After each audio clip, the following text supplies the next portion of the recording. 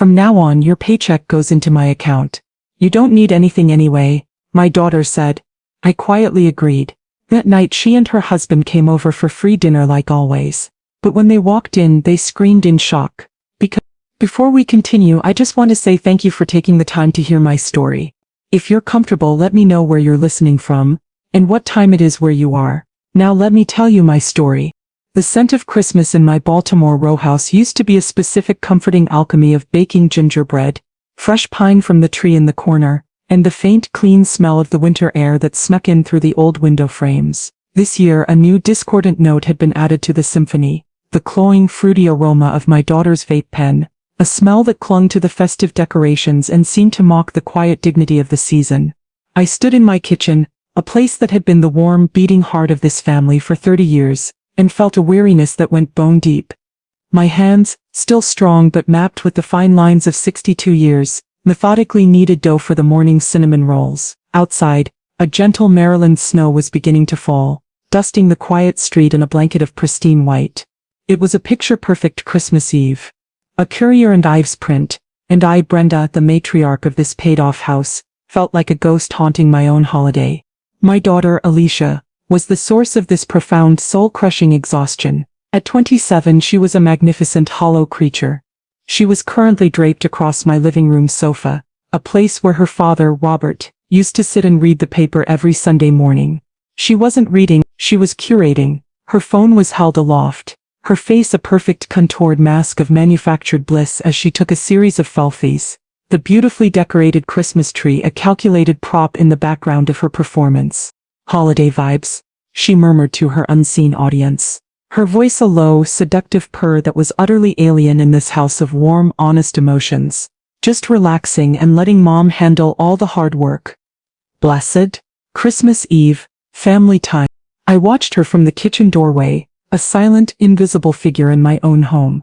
She was a self-proclaimed content creator, a brand influencer, though the only brand she influenced was her own relentless, insatiable entitlement. Her life was a performance and I was the unwilling, unpaid stage crew, the silent, financial backer, and the weary, in-house maid. Her husband, Kyle, a man whose entrepreneurial ventures were as frequent as they were fruitless, was her chief enabler. He sat in Robert's old armchair, scrolling through his own phone, a silent, supportive co-conspirator in their shared life of leisure. This house, this solid brick two-story, was the culmination of a lifetime of hard work.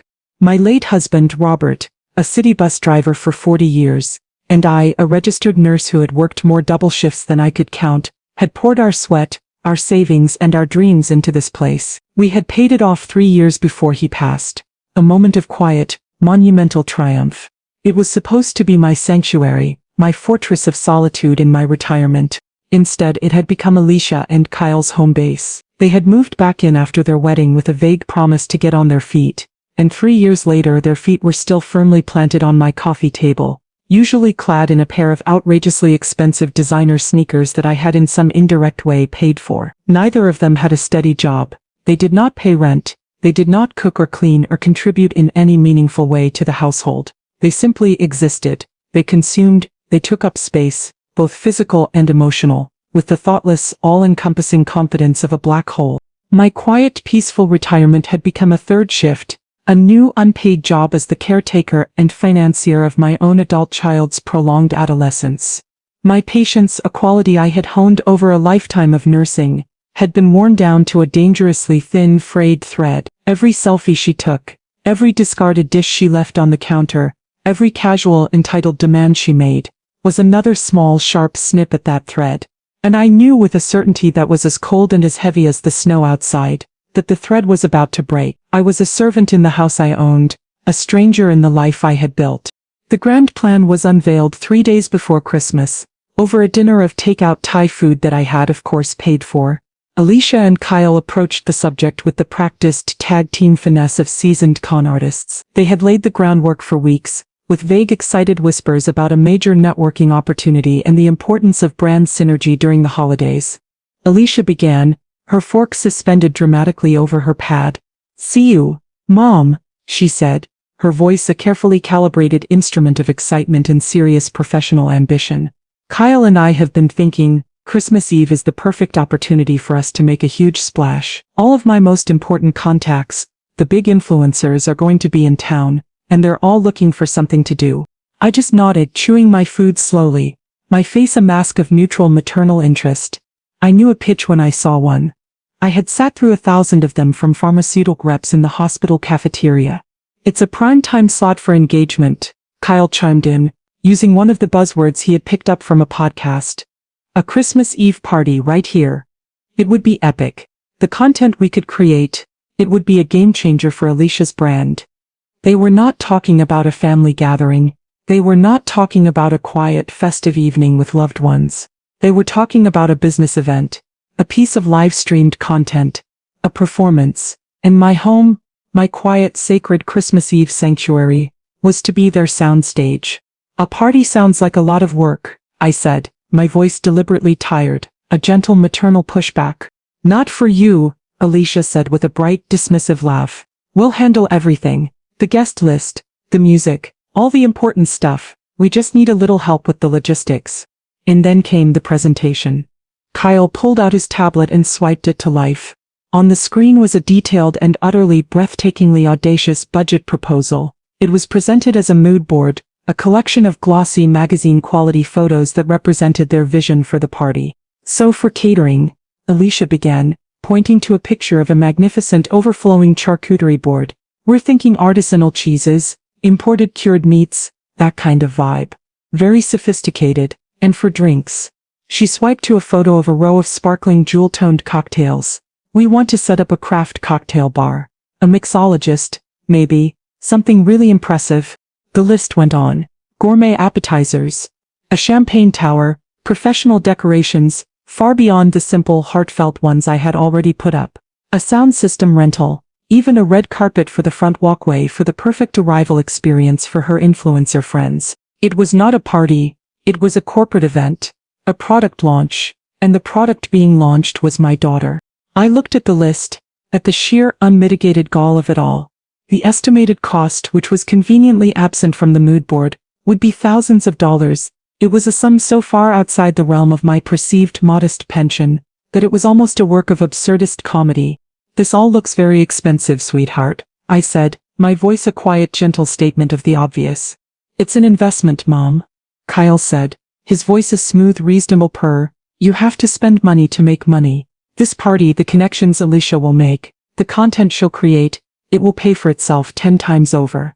It's the final push her brand needs to really take off. They were not just asking me to fund a party. They were asking me to be their angel investor, to provide the seed capital for their fraudulent, non-existent business. They looked at me, their faces alight with a shared, greedy and utterly, completely delusional enthusiasm. They were not asking, they were expecting. They saw me not as their mother but as their first and easiest mark. And they were waiting for me to sign the check. I looked from the glossy impossible fantasy on Kyle's tablet screen to my daughter's expectant, entitled face. A lifetime of weary maternal capitulation was warring with a new and for me, entirely unfamiliar emotion. A cold, hard and tired sense of finality. The thread of my patience, which had been stretching and fraying for years, was now pulled so taut it was humming with a high, dangerous and almost musical tension. No? I said. The word was a small, quiet and utterly revolutionary thing. It was a word I had not said to my daughter in any meaningful way. In over a decade, it was a word that did not seem to exist in her vocabulary. She stared at me, her perfectly glossed lips parted in a look of pure, uncomprehending shock. What? She stammered. What do you mean, no? I mean no, Alicia, I repeated, my voice still quiet, but with an underlying bedrock of a resolve she had never encountered before. I'm sorry, but I can't afford this. I'm a retired woman, living on a fixed income. A champagne tower and a private mixologist are not in my budget. I was still playing my part, the role of the modest pension-drawing mother.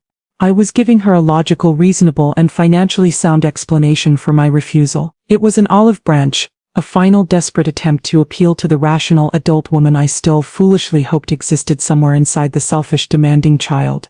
She did not take the olive branch. She saw it as an act of war. Her face, which had been a mask of excited, ambitious energy, transformed. The beautiful curated features hardened into an ugly contorted mask of pure unadulterated rage. "Not in your budget," she shrieked, her voice rising to a high piercing pitch that made my ears ring. "Are you kidding me? This is a paid-off house, Mom. You have no expenses. What are you even doing with all your money?" "I am living, Alicia," I said, my voice still calm, a small, quiet island in the hurricane of her fury. "I am paying my bills.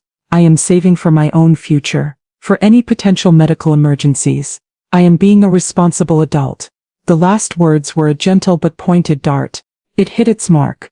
"Responsible?" she spat, the word an insult. "You're being selfish. You're hoarding your money while your own daughter, your own family is trying to build a future. This isn't just a party, it's my career, and you're trying to sabotage it. That's a bit dramatic, don't you think?" I said, my calm seeming to enrage her even further. "I'll show you dramatic," she hissed, her eyes narrowing into slits of pure venomous fury. She stood up, her movements jerky and aggressive. "I knew this would happen. I knew you weren't capable of managing your own finances anymore. You're getting old, Mom. You're losing track of things." Kyle, my silent enabling son-in-law, chose this moment to make his move. He stood up and put a comforting, supportive arm around his wife's shoulders. "Alicia's right, Brenda," he said, his voice a low, sorrowful and manipulative murmur. "We've been worried about you. You seem confused lately. We just want to help." They were a team, a pair of circling predatory wolves, and they were closing in for the kill. And then, Alicia delivered the final fatal and utterly unforgivable demand. She walked to the small printer in the corner of the room and picked up a piece of paper she had. I now realized with a chilling certainty, printed out before this conversation had even begun, she had been prepared for my refusal. She had been waiting for this moment. She slapped the paper down on the table in front of me. It was a direct deposit authorization form for my Social Security check. "You're right, Mom," she said, her voice now a cold, clinical and terrifyingly calm thing. "You're getting old. You can't be trusted with your own money anymore. So from now on your paycheck goes into my account. I'll manage it for you. I'll give you an allowance for your little groceries and things." She looked at me, her eyes as cold and as hard as a banker's heart. "You don't need anything anyway," she said, the words a final, brutal and satisfying declaration of her own monstrousness. The thread had not just broken, it had been incinerated. I stared at the direct deposit form on the table, at the neat, black and white grid that was a blueprint for my own financial and personal annihilation. My daughter, my own flesh and blood, had just declared me incompetent, had appointed herself my financial guardian, and had summarily and with a breathtaking casual cruelty, stripped me of my own autonomy. A storm of emotions raged inside me. There was the hot, searing pain of her betrayal. There was the cold, sharp fury at her audacity, and there was a profound, soul-crushing grief for the daughter I had lost, the sweet little girl who had been replaced by this monstrous, grasping stranger. I could have fought her. I could have screamed. I could have cried. I could have thrown the form in her face and ordered her out of my house. The old Brenda, the weary but still fighting Brenda, would have done just that. It would have been a terrible, ugly and ultimately useless scene. It would have been a battle in a war I now realized I had been losing for years. But the woman who sat at that table was not the old Brenda. She was a new creature, a woman who had in the past few terrible moments been pushed past the breaking point and had discovered not a void but a core of pure, cold and unyielding resolve. And so, I did not fight. I surrendered. But it was a different kind of surrender. It was not an act of weakness. It was an act of profound and satisfying strategic power. I looked up from the form and I smiled. It was a serene, weary smile, a perfect, brilliant performance of maternal defeat. "You know what, dear?" I said, my voice a soft, tired sigh. "You're right, I have been having trouble keeping track of things lately. It's a lot to manage on my own. Maybe this is for the best." My capitulation was so swift, so complete, that it momentarily stunned them. They had been braced for a fight, for a dramatic emotional battle. My quiet, easy agreement was a victory they had not been prepared for. A look of pure, unadulterated and ugly triumph spread across Alicia's face. She had won. She had won so easily. She exchanged a smug, knowing glance with her husband. Their plan, their brilliant, simple plan, had worked perfectly. The old woman had been managed. "I knew you'd understand, Mom," she said, her voice now a soft, magnanimous purr, the voice of a benevolent dictator who has just successfully and bloodlessly crushed a minor rebellion. It's just to help you, to take the burden off your shoulders. I know, sweetheart, I said, my voice a whisper of grateful senile compliance. I picked up a pen from the table. Where do I sign? She showed me, her perfectly manicured finger pointing to the signature line, a gesture of a parent guiding a small, slightly slow child. I took the direct deposit form. I looked at the routing number and the account number for her personal checking account, the account into which my life was now supposed to flow. And then, with a hand that was surprisingly, beautifully steady, I filled out the form. I wrote down my social security number. I wrote down my name, and in the space for the bank account information, I wrote down a series of numbers, and then I signed it. A neat, clear and perfectly legally binding signature. I slid the completed form across the table to her. There you go, dear, I said. You're in charge now. She took the form, her eyes scanning it with a quick proprietary glance. She did not, of course, recognize that the account number was not hers. She just saw a series of numbers, a string of data that represented her victory. Thank you, Mom, she said, the words a thoughtless, dismissive and satisfying final insult. She folded the paper and tucked it into her purse, a trophy from a battle she had no idea she had just catastrophically and irrevocably lost.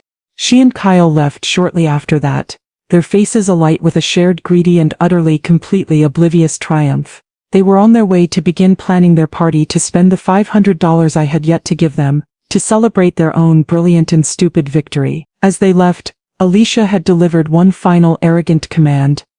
Hey Mom, she'd said, her voice a cheerful casual thing. We're coming over for dinner before the party on Christmas Eve.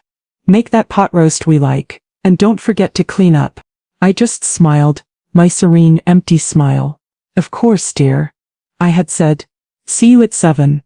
The trap was not just set. The bait had been taken, and the door had just been slammed and bolted shut. The moment the front door closed behind them, the moment the sound of their triumphant, laughing voices had faded down the street, the mask of the weary, compliant mother dissolved.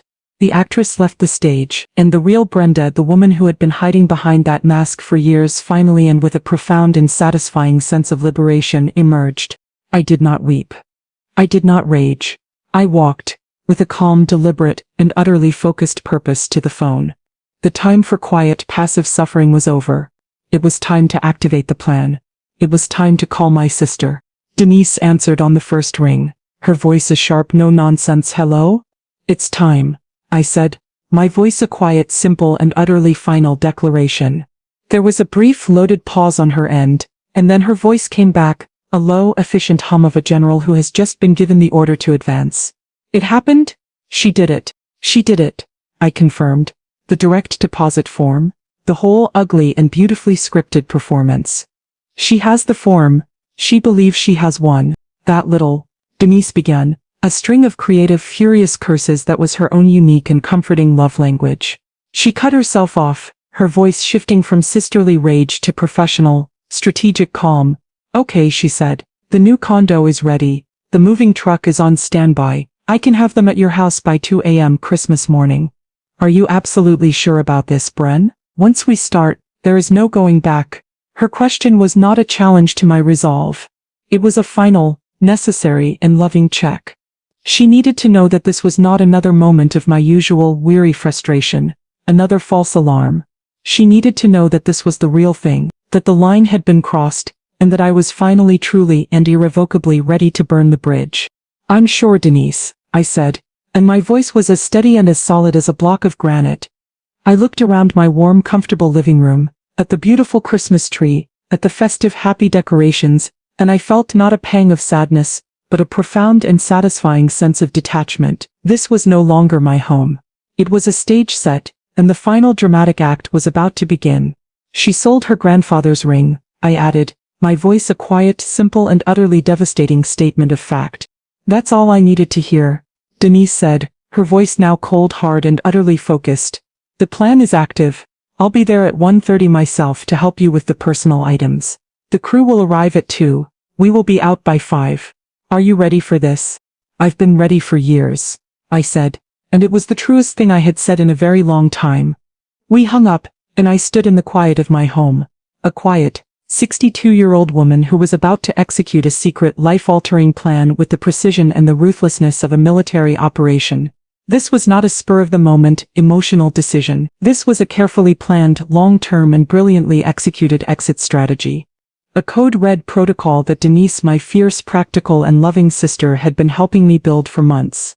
It had all started with a simple, desperate and for me shame-filled phone call 3 months prior. It was after a particularly ugly incident where Alicia had borrowed my credit card without asking, and had run up a $2,000 bill on a single impulsive shopping spree. I had been weeping on the phone to Denise, a familiar pathetic litany of my own maternal helplessness, and Denise, for the first time, had not offered sympathy. She had offered a solution.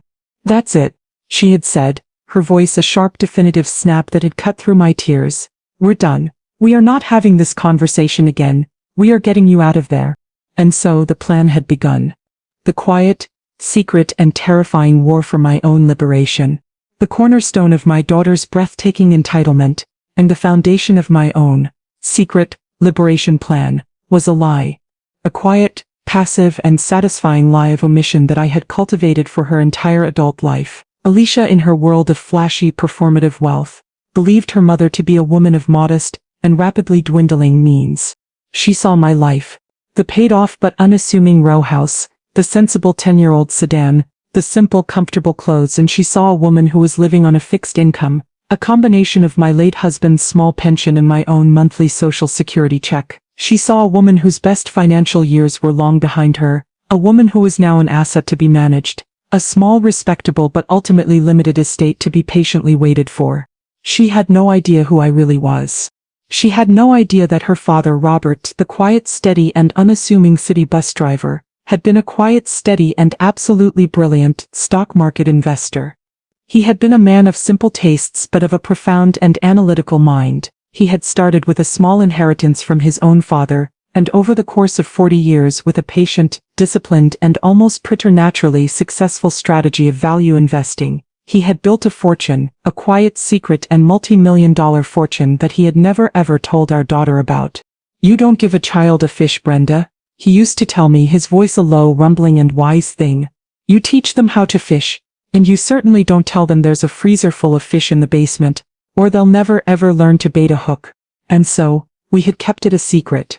We had lived our comfortable but modest life. We had raised Alicia to believe that money was something you worked for, that a life of dignity was something you built, not something you inherited.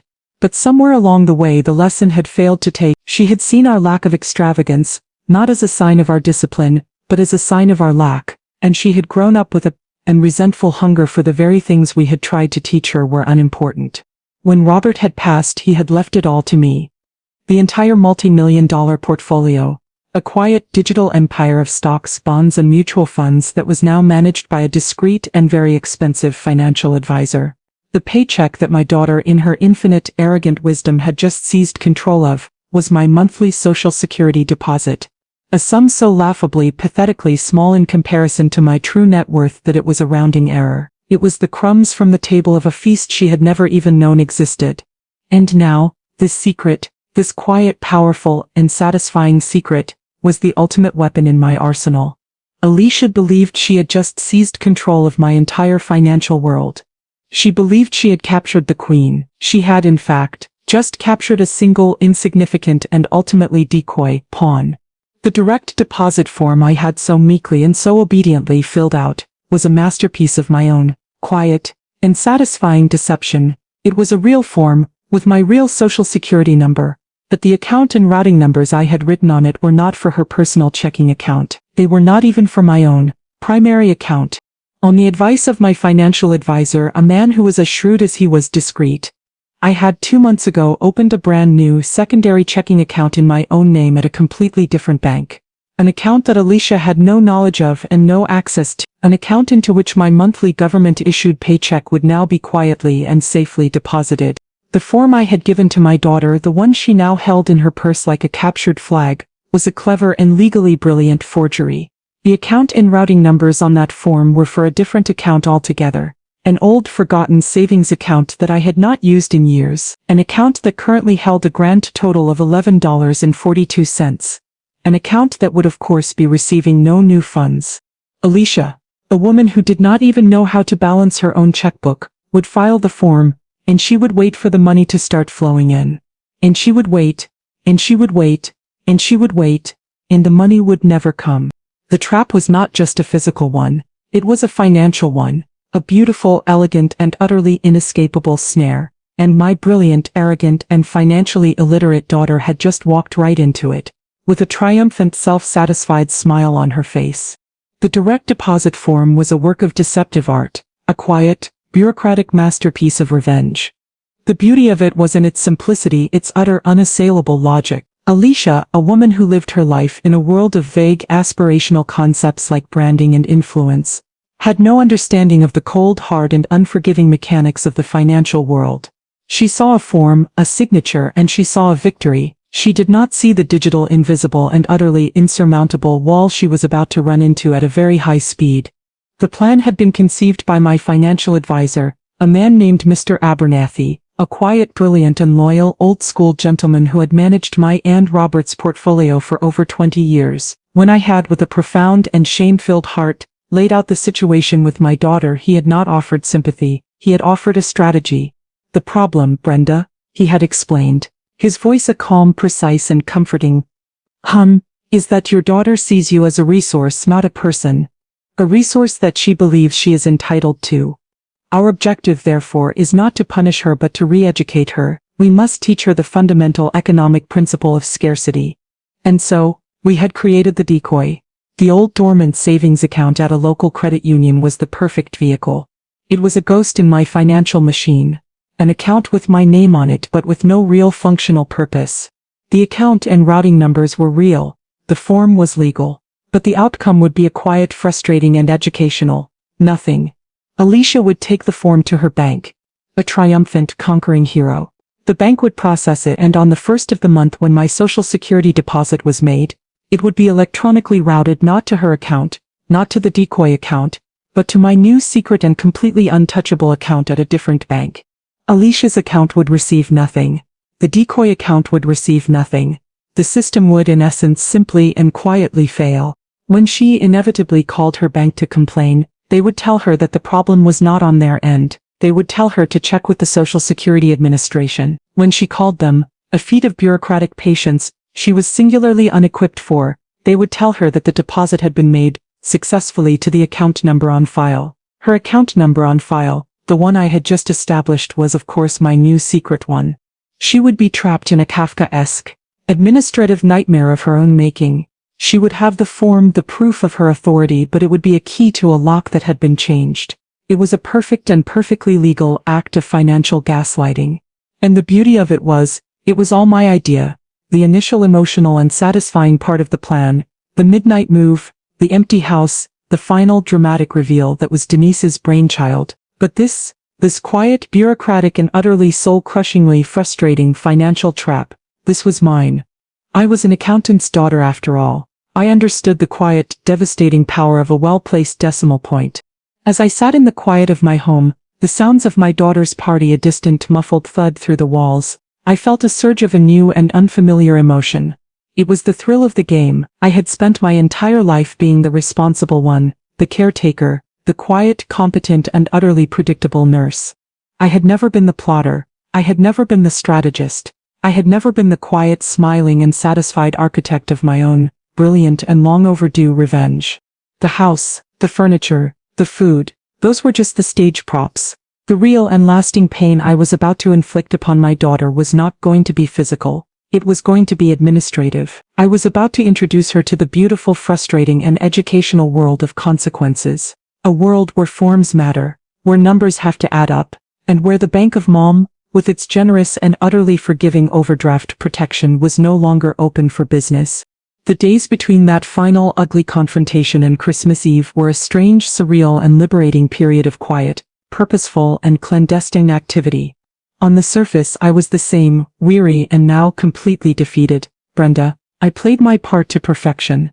I sighed. I looked tired. I spent most of my time in my room, a performance that Alicia and Kyle interpreted as a pouting geriatric sulk. They left me alone, their victory so complete, so absolute, that my presence was now just a minor, and soon-to-be remitted annoyance. They, in the meantime, were in a state of triumphant, frenzied, and obnoxious celebration. They were on the phone constantly, their voices loud and full of a new, arrogant authority as they invited their friends to the epic Christmas Eve party. They went on a series of massive, extravagant shopping sprees, buying new outfits, expensive decorations, and a truly breathtaking amount of high-end liquor. They were spending money they did not have, with a confidence that was born of a PA and flawed belief that my money was now officially their money. In all the while, in the quiet, unseen corners of their victory, I was orchestrating my great escape. The Great Evacuation, as my sister Denise had so dramatically and so accurately dubbed it, was a masterpiece of logistical planning. It was a reverse heist, a quiet, methodical, and utterly comprehensive extraction of my entire life from the house that had become my prison. The first phase was the small things, the things I could do myself under the cover of their arrogant, self-absorbed obliviousness. While they were out shopping, I moved through the house like a quiet, efficient, and sorrowful ghost. I packed the things that mattered most, the artifacts of my soul. I took the old leather-bound photo albums, a complete visual history of our family from the happy, hopeful days of my marriage to the innocent, gap-toothed smiles of my daughter as a child. I packed my mother's delicate porcelain tea set, the one I had kept in the display cabinet for 30 years. I packed Robert's favorite worn-out tweed jacket, which still hung in the back of my closet, and which still faintly smelled of him. These were the things I could not bear to leave behind. They were the pieces of my heart, and I was taking them with me. I packed them into a series of small, unmarked cardboard boxes, and late one night, while they were out at a celebratory dinner, I loaded them into my own car and drove them to my new waiting condo. It was the first small and satisfying act of my own personal liberation. The second phase was the professional one, the one that required the kind of ruthless, unsentimental efficiency that only my sister Denise could provide. She had hired the moving company, a discreet, professional, and very expensive outfit that specialized in after-hours executive relocations. They were, in essence, a team of professional ghosts, experts in making large, valuable things disappear in the middle of the night, quickly, quietly, and with no questions asked. The plan was set for the early hours of Christmas morning, a time when the world would be asleep, when my daughter and her friends would be in a drunken and utterly oblivious slumber. The timing was not just practical, it was poetic. I was going to give my daughter a Christmas she would never ever forget. A Christmas of a profound and educational emptiness. A Christmas where she would finally truly understand the meaning of the phrase, "You don't know what you've got till it's gone." The afternoon of Christmas Eve arrived, a day of strange, surreal, and emotionally charged calm. I moved through the house, a quiet, serene actress in the final dramatic scene of a play that only I had the script for. The house was already a ghost of itself, its soul packed away in boxes, its heart already moved to a new, sunlit home on the other side of town, but the stage was still set, the props still in place for one final performance. Alicia and Kyle had been out all day, making the final extravagant and satisfyingly self-sabotaging preparations for their party. They had been to the gourmet market, to the liquor store, to the party supply warehouse. They had been spending my money, or rather the money they believed was about to be mine, with a reckless, joyful, and utterly, completely oblivious abandon. At around 4 o'clock, as I was sitting in my bedroom, a room that was now almost completely bare save for the bed itself and a single packed suitcase, my phone buzzed with a text message. It was from Alicia. The message was a masterpiece of her own, unique and infuriating brand of casual, arrogant, and breathtakingly entitled cruelty. "Hey," the text read, devoid of any greeting, any warmth, any of the festive spirit of the day. "We're on our way back now to drop off the party stuff. Then we're going out for a quick drink with friends before the main event. We'll be back for dinner around 7. It was not a question, it was not an invitation for me to join them. It was a schedule, a decree issued by the new queen of the castle to her in-house, unpaid and now, officially, deposed cook, and then the final arrogant command, "Make that pot roast we like. The one with the carrots and potatoes. And don't forget to clean up the kitchen before we get back. I want the place to be perfect for my guests." I stared at the message, at the cold black digital letters on the screen, and I felt nothing, no anger, no hurt. The part of me that could be wounded by her words was gone, cauterized by the white-hot fire of my own quiet and satisfying resolve. Her words were no longer a source of pain, they were a source of a quiet, clinical, and satisfying confirmation. I had made the right decision. This was not a daughter I was abandoning. This was a parasite I was finally, and with a profound and satisfying sense of relief, removed. I held my thumb over the keyboard, and I composed my reply. It was a simple, beautiful, and utterly, completely unsatisfying lie. Of course, dear. The pot roast is already in the oven. See you at 7. I hit send. The final piece of bait had been laid.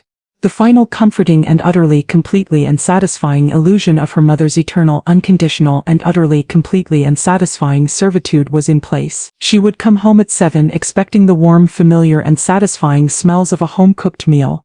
She would expect a clean kitchen, a set table, a mother waiting to serve her one last, final, and satisfying supper.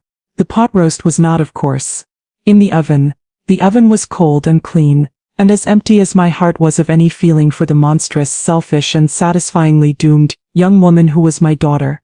The Last Supper would not be a feast, it would be a famine, and the menu for the first time in her life would consist of a single, unpalatable, and satisfying dish, the cold, hard, and unforgiving taste of consequences.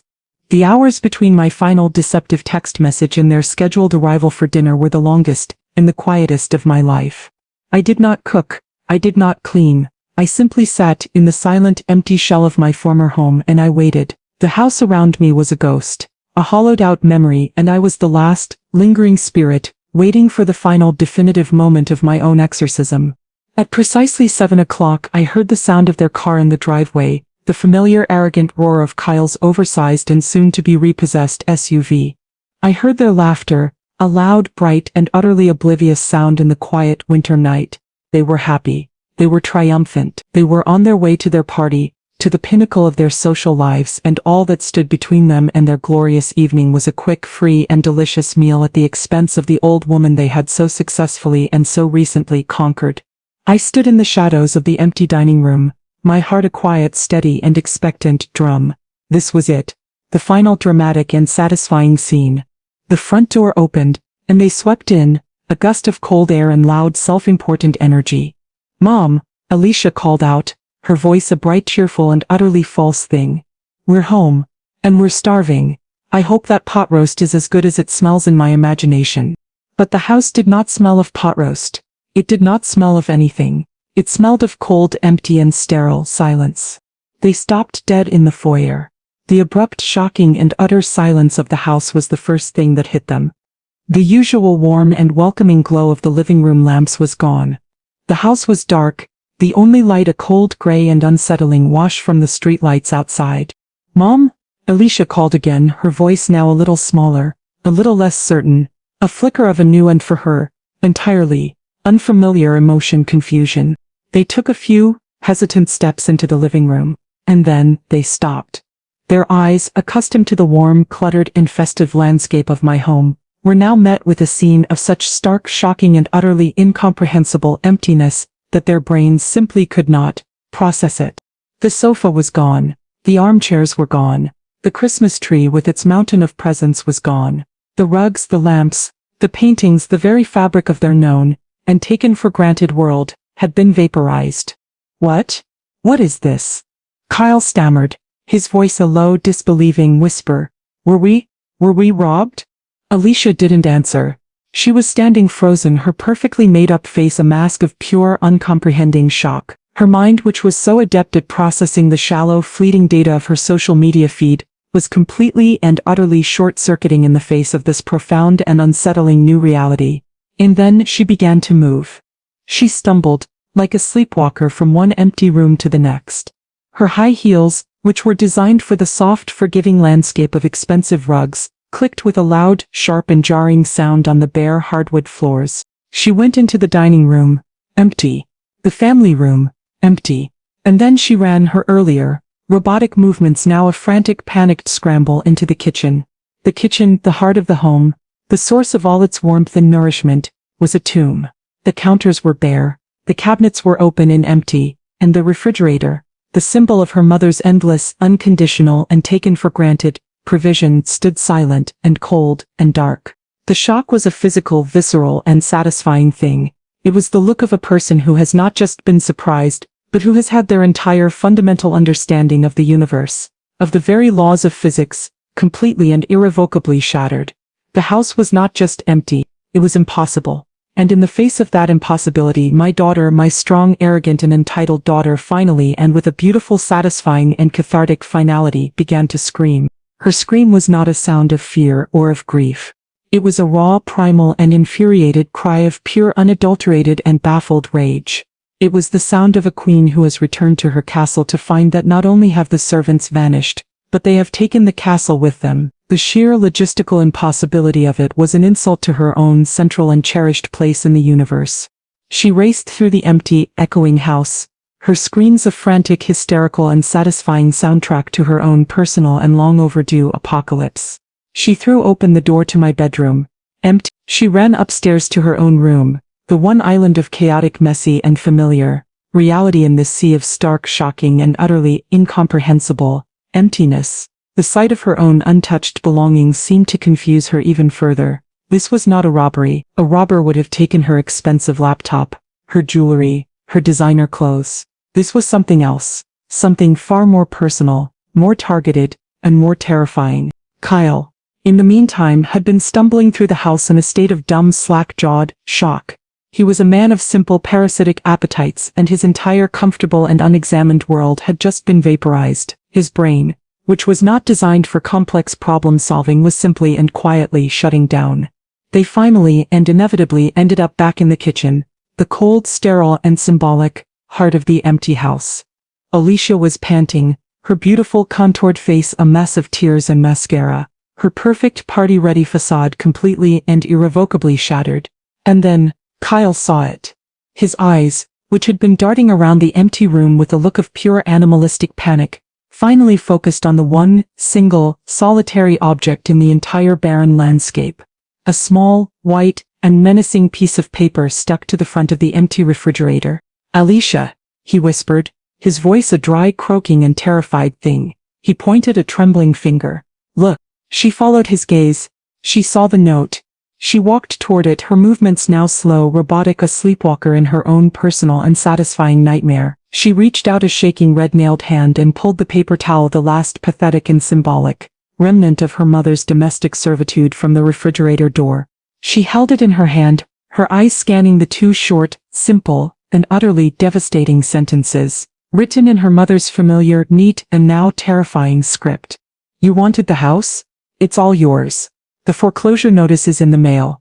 The words were a quiet, simple, and utterly catastrophic explosion. The first sentence was a chilling, mocking, and satisfying echo of her own lifelong entitlement. The house was hers. She had won. But the second sentence was a key to a new and, for her, entirely unknown and terrifying room. Foreclosure. The word was a foreign object, a piece of a language she did not speak. But she understood its meaning. She had seen the signs on the lawns of other less fortunate people. It was a word of failure, of debt, of a world of adult and unpleasant consequences that she had never ever had to inhabit.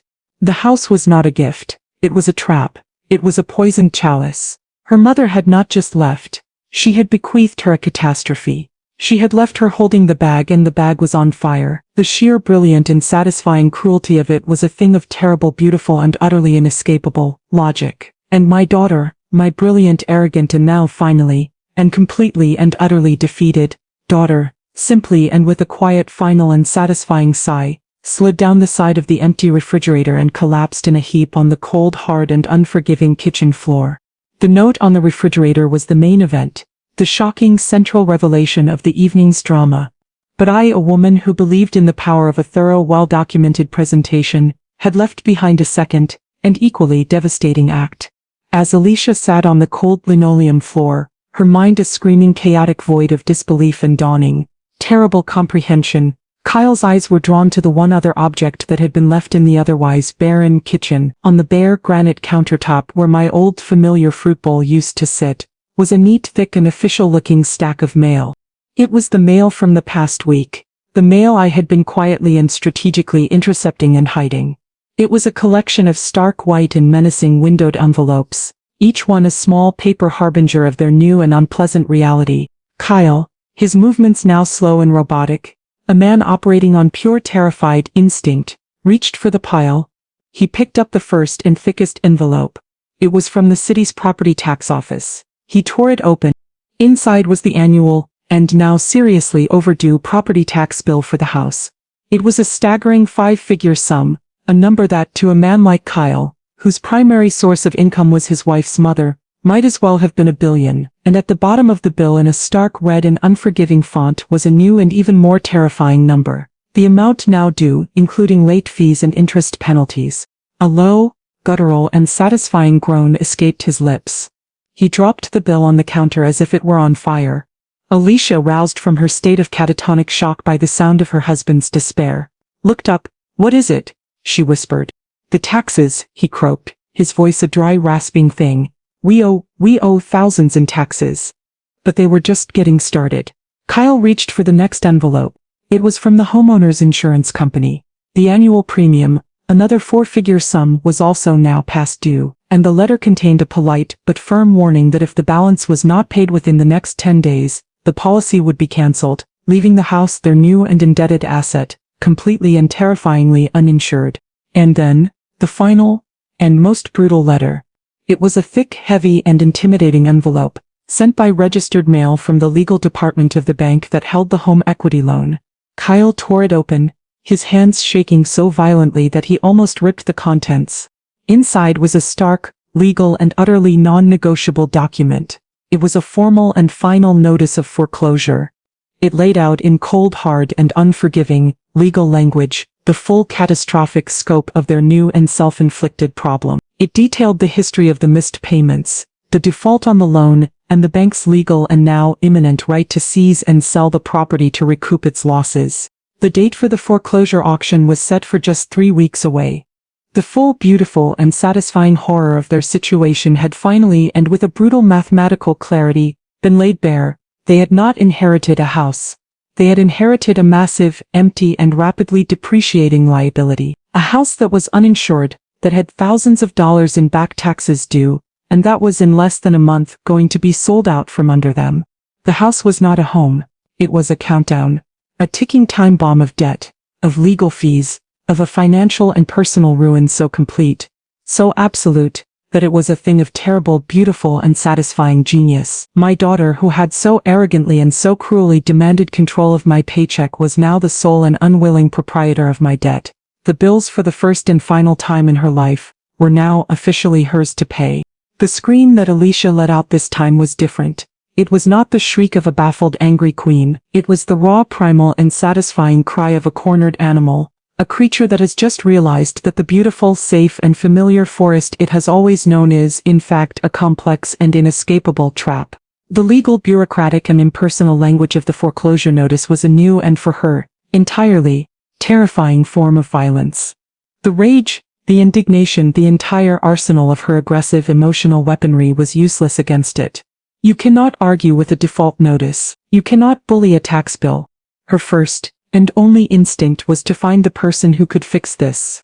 The person who had always fixed everything. Her mother. She snatched her phone, her hands shaking so violently that she could barely unlock it. She found my contact, the number that had for so long been her direct line to a world of easy, unconditional, and taken-for-granted solutions, and she pressed call. The sound that met her was not my familiar, and now yearned for, voice. It was a cold, robotic, and satisfying recorded message. The number you have dialed has been disconnected or is no longer in service.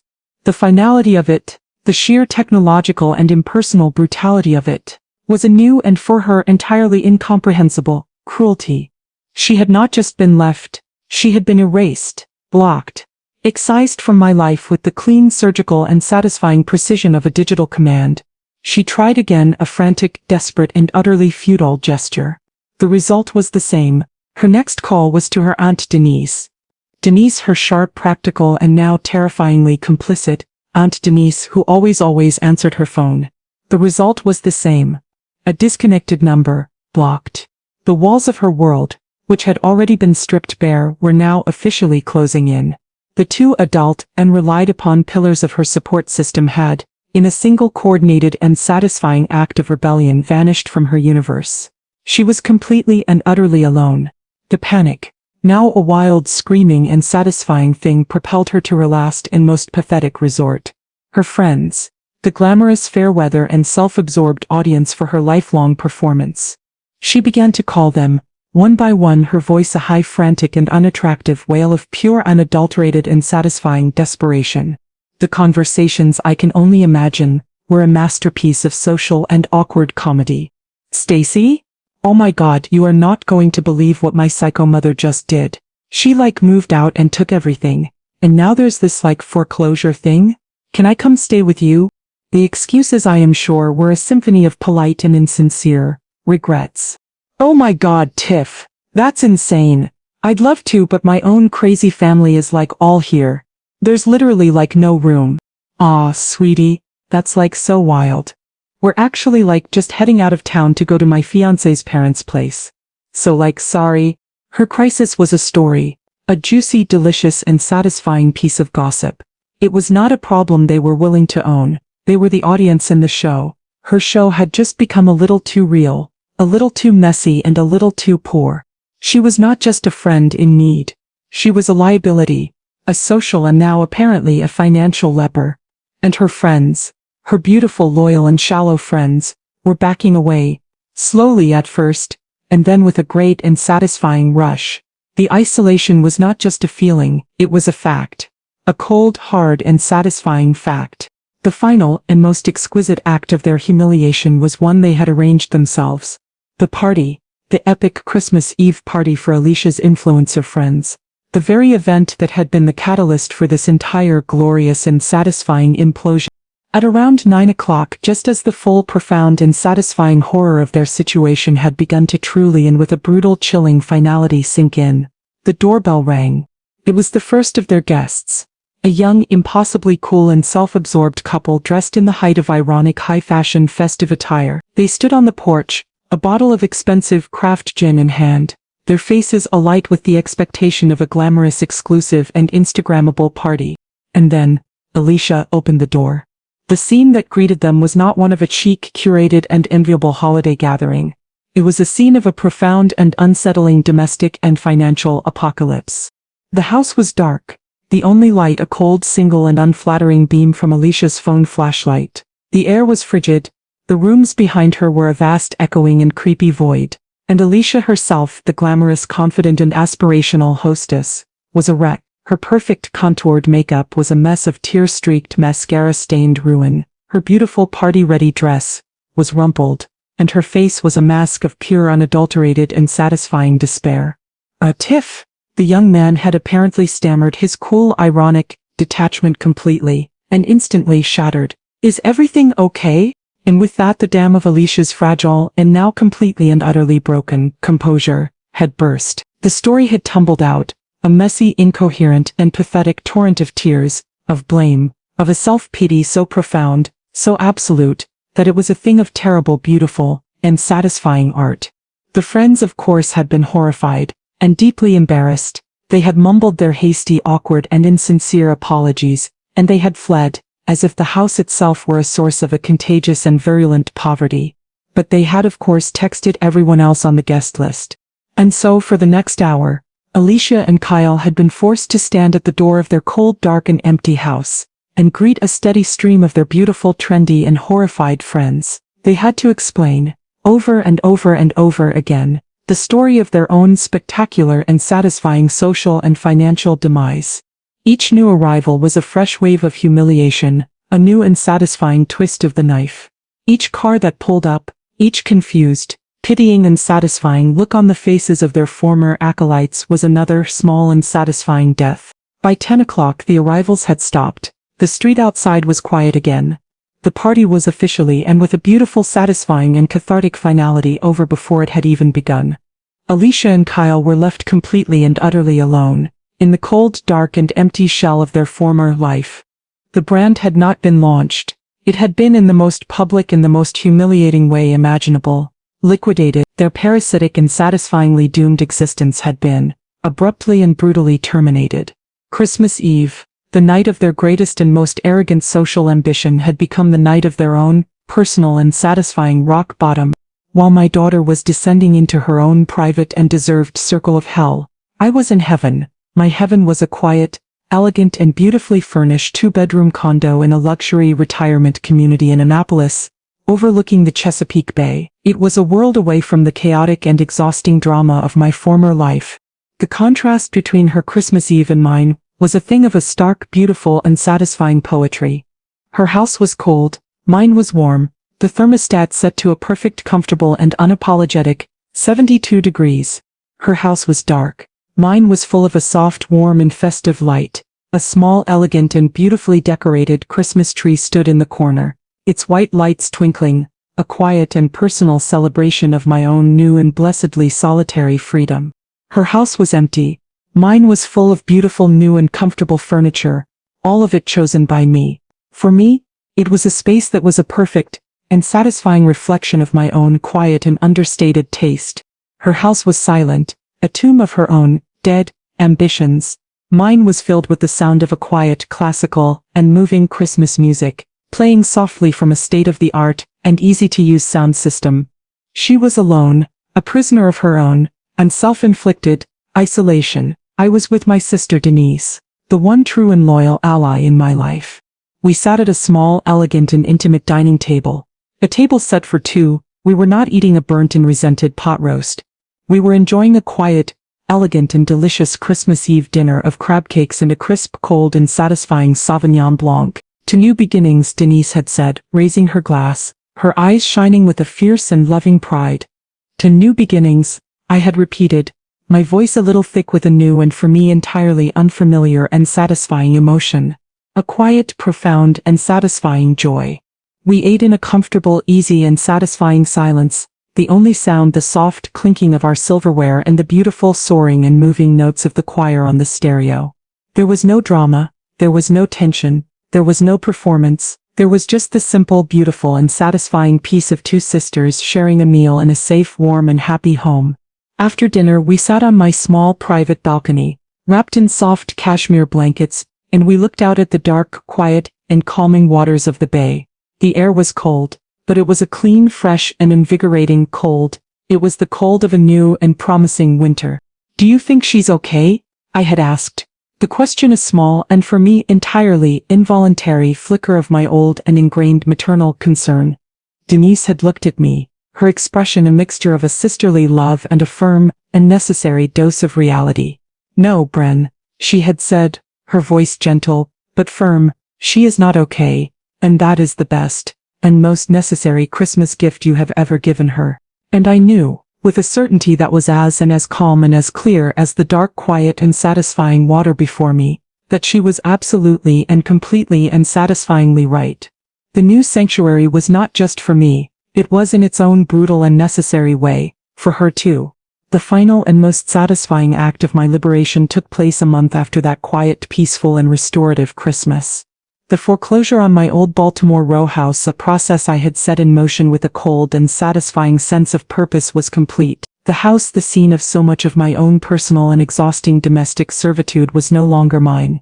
It now belonged to the bank, a cold, impersonal, and unsentimental entity. The news of the final sale reached me through my lawyer. The house had been sold at auction for a price that had more than covered the outstanding balance of the home equity loan I had so strategically and so brilliantly defaulted on.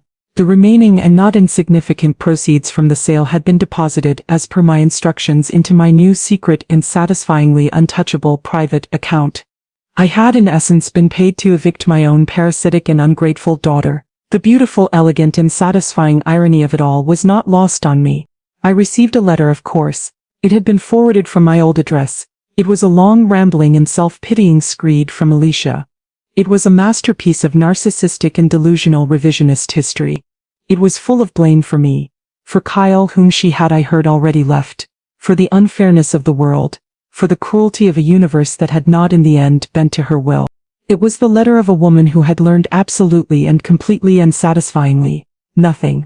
I read the first few sentences and I felt a profound and satisfying and final wave of nothing. The power she had held over me, the power to hurt me, to disappoint me, to exhaust me, was gone. She was a stranger. A sad, angry, and uninteresting stranger, and her problems were no longer mine to solve. I did not finish the letter. I simply, and with a quiet and satisfying sense of finality, tore it into small, neat, and satisfying pieces, and I dropped it into the trash. The conversation was over. The file was closed, the mess was finally, and with a beautiful, satisfying and cathartic finality, cleaned up. That same afternoon, I went to a community center in a part of Baltimore that the tour buses always avoided. It was a place of a quiet and inspiring hope, a place that ran a program for young single mothers, a program that provided job training, childcare and assistance in securing stable, affordable housing. I met with the director, a tired but fiercely and dedicated woman who was running a miracle on a shoestring budget. I had a check with me. It was not a small and insignificant check. It was a large and life-altering one. It was for the full and satisfying amount of the proceeds from the sale of my old and memory-filled house. I would like to make a donation, I had said, my voice quiet but firm. I would like to fund your housing program for the next 10 years. The look on her face, a look of a pure, unadulterated and moving joy, was the greatest and most satisfying return on investment I had ever received. I was a builder, after all. My late husband Robert and I, we had spent our lives building a home, a foundation for our family. That foundation had crumbled, not because of a flaw in the design, but because of a rot in the very material it was meant to support. But a good architect, a good builder does not just walk away from a failed project. They salvage the materials, and they build something new, something stronger, something better, something that will last.